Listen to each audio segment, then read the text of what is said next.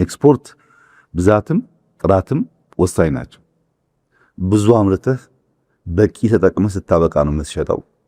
ስታንዳርድ ለመጠበቅም ይሄኛው ፕሮዳክትህ ከዛኛው ፕሮዳክትህ ዩኒፎርም እንዲሆንም ማኑፋክቸሪንግ ኢንዱስትሪ በጣም ከፍተኛ ሚና አለው እና ለምርታማነትም ለኤክስፖርትም እንደ የእድገት ሞተር ሆኖ ይወሰዳል። ሁለተኛው ክሪቲካል ጉዳይ መዋቅራዊ ሽግግር ነው። አንድ የኢኮኖሚ ዘውግ ያለ እንደሆነ ወደሚቀጥለው የኢኮኖሚ ዘውግ ለመውሰድ የማኑፋክቸሪንግ ኢንዱስትሪ አይተኬ ሚና አለው።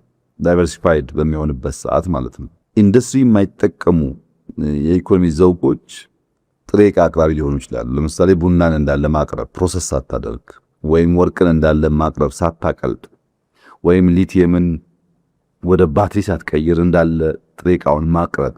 እንደዚህ አይነት ችግር የሚፈጠረው የጥሬ ዕቃ አቅራቢ የሚያደርግህ ጉዳይ ፕሮሰስ የማድረግ ካፓሲቲ ካልፈጠርክ ነው።